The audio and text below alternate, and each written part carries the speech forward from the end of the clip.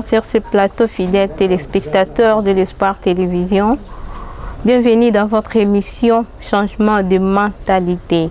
Durant notre émission, nous allons parler d'un point très capital, ce qui concerne le développement d'un pays. Durant notre émission, serait accompagnée de mon frère avec qui on va partager pour savoir quelles sont les mesures à prendre pour développer un pays. Qu'est-ce que nous pouvons faire, que doivent faire les citoyens ainsi que les gouvernants afin de développer un pays. Mais d'abord, je tiens à dire merci à mon Dieu qui m'a réveillé avec force aujourd'hui, qui sait ce que de me donner les souffles de vie. Un grand merci à son Excellence DG Patrick Fény, mon mentor. Je dis merci à ma famille, spécialement à mon père, à mon frère qui me suit depuis Lemba. Je dis merci à mes confrères et consoeurs de l'Espoir Télévision. Merci à mon caméraman. Merci aussi à ceux qui m'ont soutenu. Pour poursuivre notre émission, fidèles téléspectateurs, nous allons demander à la technique de nous aider avec la pub. Et on se retrouve juste après cette publicité.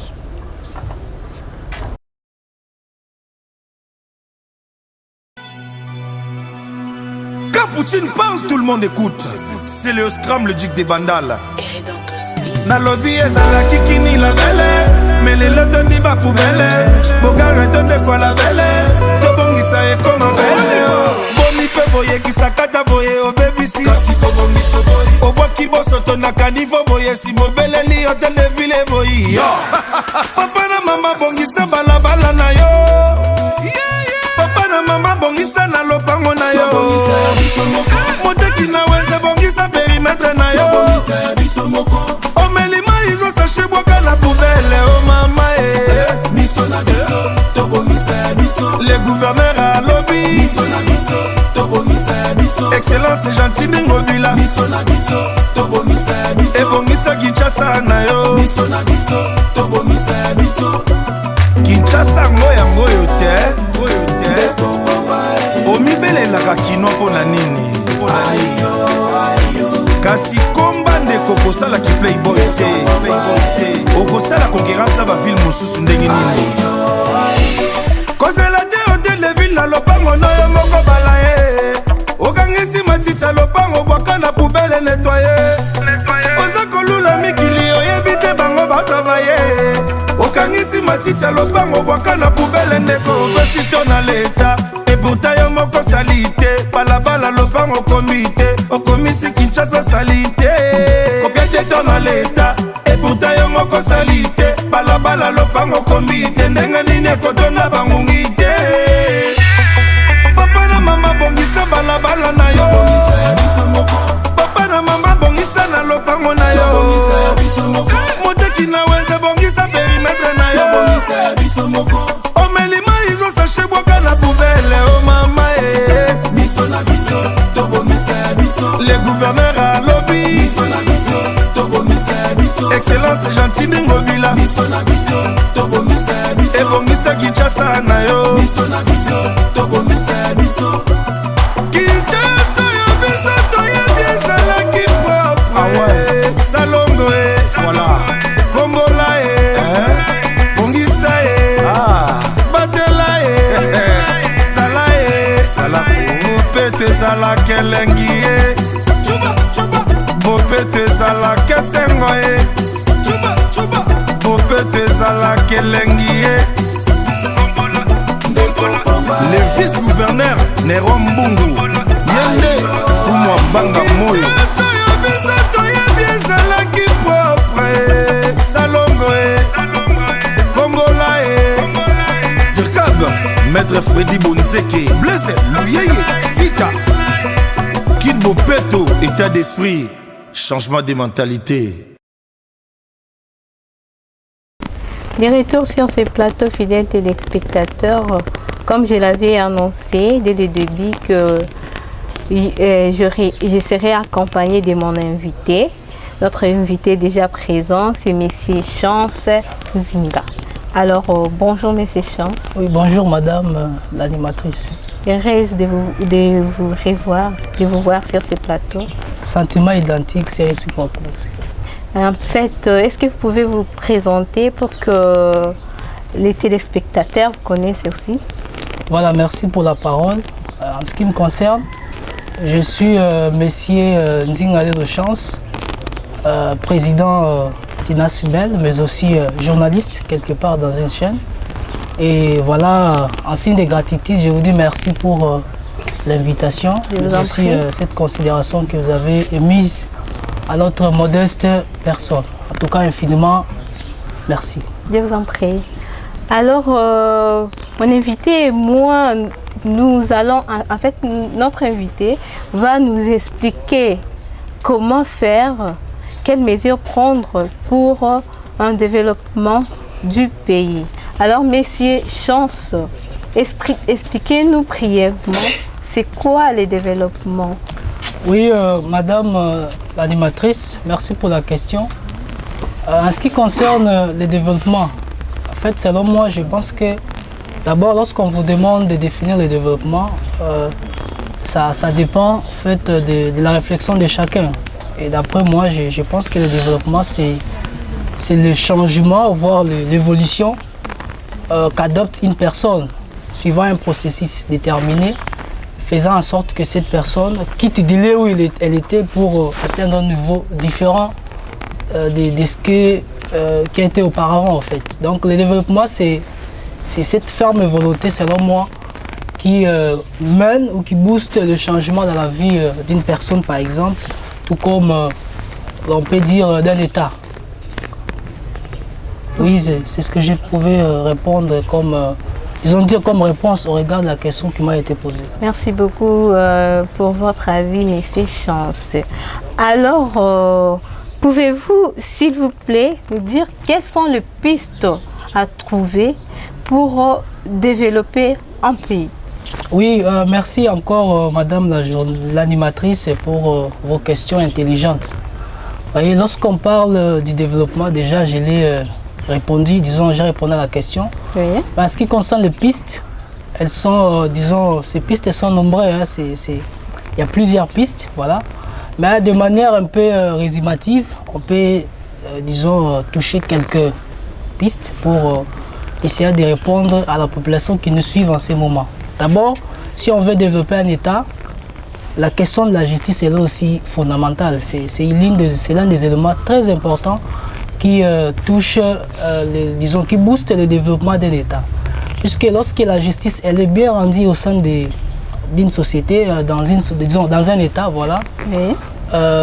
Ça pourra aussi aider l'État, par exemple, de détraquer tous les détourneurs des fonds publics, les derniers publics, voilà, pour que l'argent confisqué là, de manière légale, soit remis au trésor public.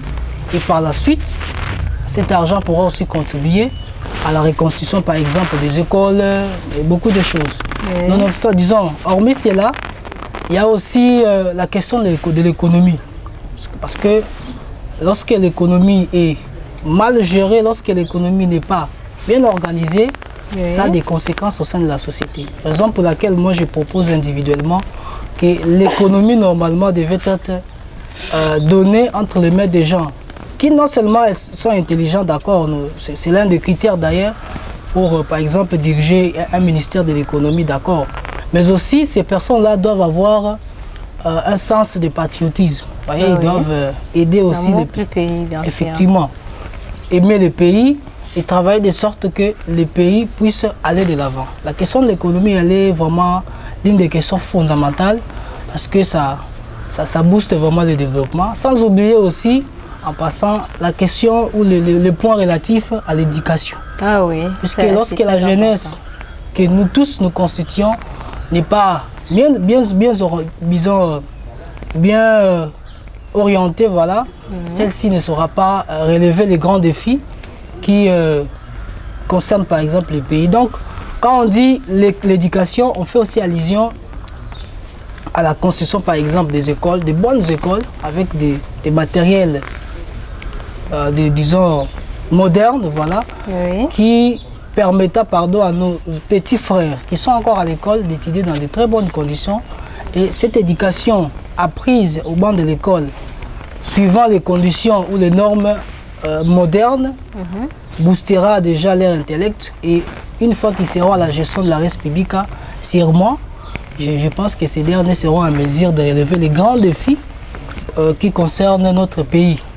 Voyez, et sans oublier aussi les domaines juridiques. L'organisation juridique dans un pays aussi, c'est très important parce que les politiques doivent adopter des règles de nature diverses, dans des domaines économiques, politiques, ainsi de suite, qui portent sur ou qui visent l'organisation ou le développement de l'État.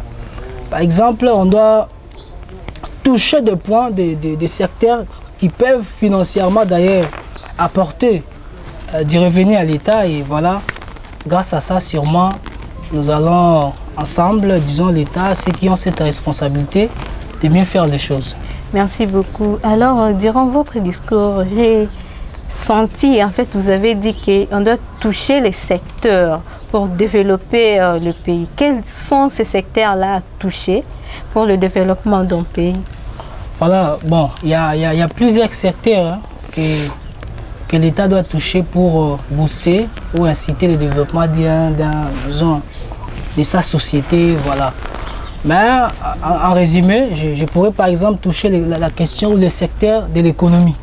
L'économie, c'est aussi l'un des éléments phares qui contribue aussi au développement d'un État. Le domaine juridique aussi, le secteur juridique, c'est aussi important parce que c'est grâce aux normes ayant des sanctions efficaces que les gouvernés que nous sommes seront respectés, les différentes politiques économiques qui seront établies ou développées par les pouvoirs publics. Et il y a plusieurs, les domaines, la question de l'agriculture, les secteurs de l'agriculture. Surtout ça. Voilà aussi, c'est aussi un élément très important. La pêche aussi, sans oublier cela, puisque c'est grâce à ça aussi que la population va bien manger. Avec la pêche, l'État sera en mesure de donner à la population disons, de la nourriture. Ouais, donc il y a plusieurs éléments, mais de manière un peu simple, je peux me limiter par là. Oui, merci beaucoup de nous avoir éclairci sur ces points.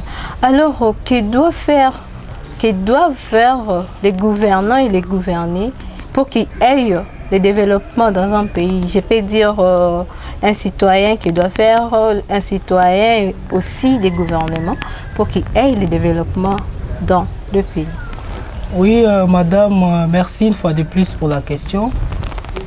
Toujours, je l'ai dit au départ que la réflexion humaine, elle est souvent différente, hein, parce que celle-ci émane des idées de chacun. Mais en ce qui me concerne, étant, je pourrais dire ça, activiste de la bonne cause, activiste de la bonne cause, je pourrais conseiller ceci. D'abord, il faut préciser que en ce qui concerne les gouvernés et les gouvernants, les responsabilités sont partagées. Parlons d'abord de la responsabilité des gouvernants, puisque ce sont eux qui détiennent le monopole de l'exercice de la res publique, c'est-à-dire que ce sont eux qui représentent les pouvoirs publics. Ça, c'est sûr. Ces derniers ont la mission d'organiser la société, c'est-à-dire ils doivent développer des politiques dans divers domaines de la vie sociale pour essayer un peu de répondre aux besoins majeurs de la population. Par exemple, l'État doit construire des écoles pour la population dans l'optique de garantir une bonne éducation à nos petits frères, construire des universités, des routes. Vous voyez, des routes, beaucoup de choses qui entrent toujours dans l'optique de promouvoir l'intérêt général. Alors, ces derniers ont cette responsabilité parce que nous les avons donné cela grâce à la procédure des élections, partant des types de régime politique qui est installé dans notre pays. Je pourrais dire aussi ça. Et voilà, c'est une responsabilité qui est très lourde puisque ces derniers ont eu la confiance du peuple lors de la période électorale. Ils détiennent cette souveraineté et cette capacité d'engager l'État, voire même sur le plan international. Et en ce qui concerne les gouvernés, que nous sommes par exemple, nous avons aussi des tâches. Parce que la responsabilité de reconstruire un État où sa réformation, elle n'est pas,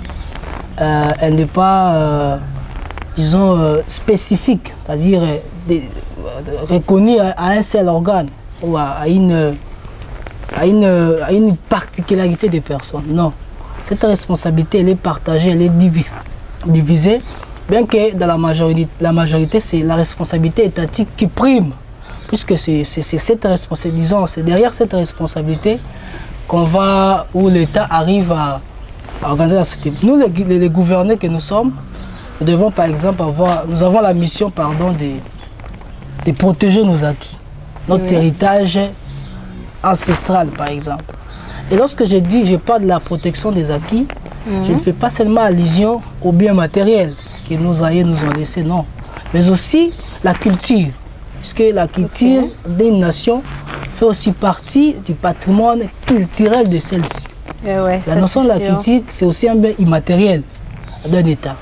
Nous devons, disons, protéger ça, les traiter ou les garantir, les garder comme tels, pour que, avec le temps, puisque la société elle est évolutive, hein, ce n'est pas les mêmes personnes qui sont ici aujourd'hui, qui sont là aujourd'hui, qui resteront toujours, non. Il y a des générations qui sont, disons, voilà. Et lorsqu'on garde bien ces valeurs-là, nous saurons les transmettre à la génération future. Et voilà, comme je l'ai dit, madame, la protection des acquis. Nos biens qu'on a, nous devons les gérer comme tels. Lorsque l'État construit un stade, lorsque l'État construit un hôpital pour la santé publique, pour l'intérêt général, nous étant les gouvernés, ayant accès à ces biens-là, nous devons les gérer en bon père de famille, à des hommes conscients, à des femmes conscientes, pour qu'ensemble nous puissions participer à l'évolution de notre pays. Merci beaucoup, Messieurs Chance. Alors, on vient de comprendre que la responsabilité est partagée. Effectivement. Donc, aux gouvernants et aux gouvernés. Donc, je peux dire aux citoyens et au gouvernement. Voilà. Donc, nous devons faire tous ensemble pour qu'il y ait le développement dans notre pays. Alors, dans le cas de la RDC, que doivent être faites pour qu'il y ait le développement dans notre pays? Oui, hein? Bon, lorsqu'on parle de développement d'un État, on fait allusion aux critères, c'est-à-dire aux éléments qui entrent en jeu grâce auxquels ceux qui détiennent les pouvoirs politiques peuvent s'appuyer derrière ces éléments-là pour faire quoi? Avancer le pays. Vous voyez? Par exemple, le cas de la République démocratique du Congo. Bon, il y a beaucoup à dire, hein? Il y a beaucoup à dire si on essaie un peu d'analyser la réalité politique ou nos différentes réalités au sein de notre société.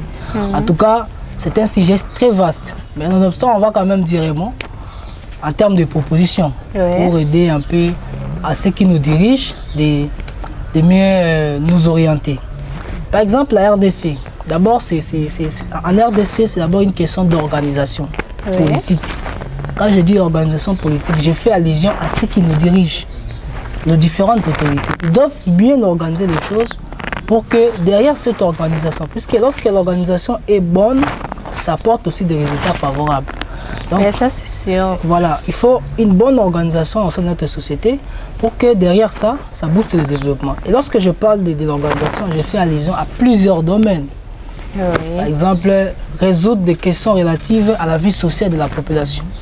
La population doit bien manger, la population doit mieux se vêtir, la population a besoin du travail. Vous voyez, la jeunesse surtout, que nous sommes tous là, voilà.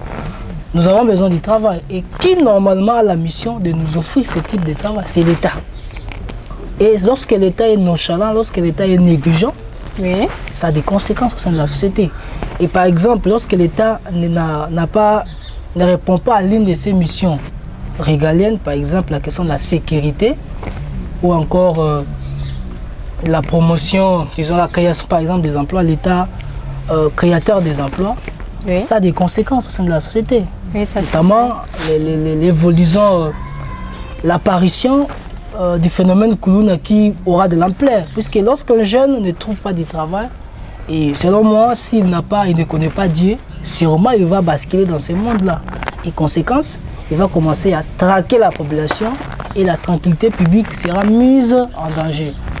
Aussi, madame, comme je le disais, l'État doit bien faire son travail étant autorité politique pour réussir sa mission qui est celle d'organiser la société.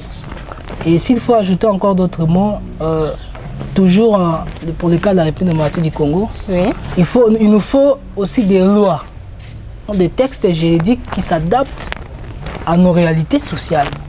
En 2006, on nous a offert une constitution, disons, rédigée par des spécialistes, des constitutionnalistes, soi-disant des constitutionnalistes, des grands professeurs de ces pays.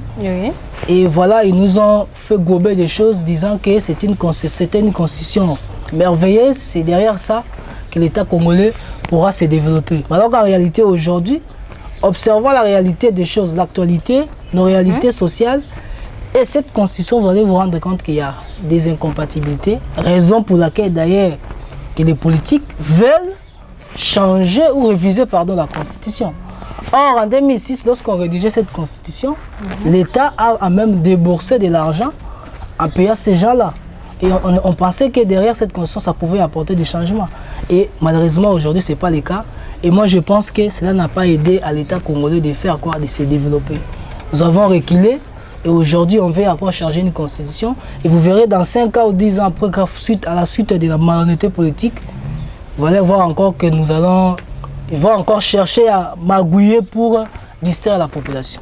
Donc, madame, la question, le Congo, par exemple, pour le développement de la RDC, ça demande aussi de la volonté politique. C'est-à-dire nos autorités doivent aimer ces pays, travailler pour l'intérêt général, l'intérêt commun de la population, sans lesquels, en tout cas, je vous assure, même nos enfants qui viendront après, il n'y aura aucun changement, le développement ne sera pas, n'aura aucune nature congolaise. Donc c'est un peu ça, madame l'animatrice. Merci beaucoup. Alors, dans vos dires, dans les discours que vous avez faits, j'ai entendu dire qu'il faut un changement pour promouvoir le développement de notre pays. Quels sont les changements qu'on peut prendre pour ces développements? Oui, voilà, c'est une bonne question, très bien vue. Le changement, d'abord, c'est simple.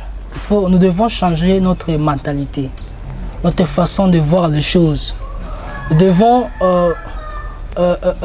devenir, excusez-moi pour le terme, la conscience doit avoir de la place au sein de la société congolaise.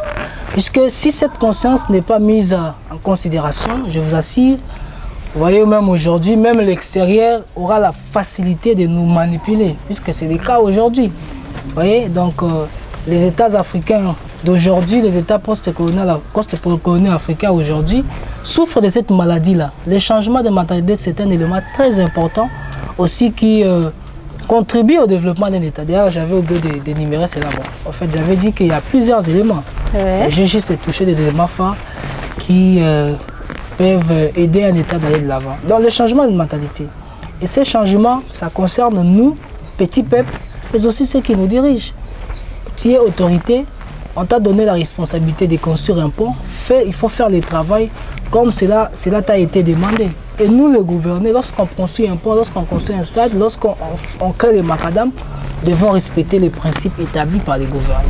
Donc, madame la journaliste, la question du changement de mentalité, c'est un élément très important.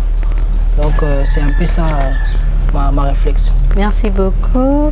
Alors, ce qu'on peut retenir de cette émission, vu ce que vous avez dit, que le rôle est partagé. Donc ça revient au gouvernement et aussi aux citoyens congolais. Vu que le temps est jaloux, vous pouvez dire votre dernier mot pour terminer cette émission? Oui, le dernier mot, c'est juste une chose. Un petit conseil à la population congolaise, y compris moi. Frères et sœurs, vous qui me suivez en ce moment, en tout cas, nous devons apprendre à aimer ces pays. Nous devons aimer les pays et travailler pour son développement, pour son émergence. Puisque si nous ne le faisons pas aujourd'hui, personne ne le fera à notre place. Le Congo est un État riche, Et voilà, c'est un État qui est riche et à cause de cette richesse, il est très convoité à l'extérieur. Et si nous-mêmes, les Congolais, nous ne savons pas comment aimer notre pays, protéger ces pays, en tout cas, je doute fort que dans 10 ans, disons dans 50 ans, 50 ans ou 100 ans, nous allons, ou j'espérais encore voir mes arrière-petits-enfants vivre encore dans ces pays. Vivre tout ce qui se passe à l'Est, ce qui se dit des histoires, nous savons tous. Et en tout cas, je demande aux Congolais que vous ayez une responsabilité politique ou pas, devons avoir la conscience et qu'il est temps de protéger ces pays, d'aider ces pays à aller de l'avant. La responsabilité n'est pas seulement étatique, mais aussi nous, les Congolais, devons aider l'État à reconstruire la société. Donc nous avons aussi la responsabilité, nous étant citoyens. Effectivement, madame. Okay. Donc c'est un peu ça. Et voilà, j'espère que si nous appliquons ces principes comme tels, notre pays, avec l'énorme richesse qu'il a, le Congo ira de l'avant. Ok, merci beaucoup, merci Chance. Est-ce que vous avez des gens à saluer pour terminer notre émission? Bon, comme un bon citoyen et en reconnaissance à ces personnes qui m'ont donné cette confiance, d'être là aujourd'hui. Oui. Finalement, merci à mon président de l'ASBEL que je dirige aussi pour la confiance. Et je dis aussi merci à la chaîne Espoir Télévision pour cette belle émission qu'elle a organisée. Et grâce aux différents matériels modernes, oui. Mais aussi à vous, madame, pour votre invitation. Et je salue toute ma famille, mon père et ma mère, ma nièce Tressina et mes deux grandes sœurs, et sans oublier mon petit frère. Et toute la population congolaise, je vous dis merci et mes salutations personnelles. Merci beaucoup, M. Chance, d'avoir accepté cette invitation. Je vous en prie, madame. Alors, fidèles téléspectateurs, c'est la fin de notre émission. On vous dit à très bientôt. Ciao.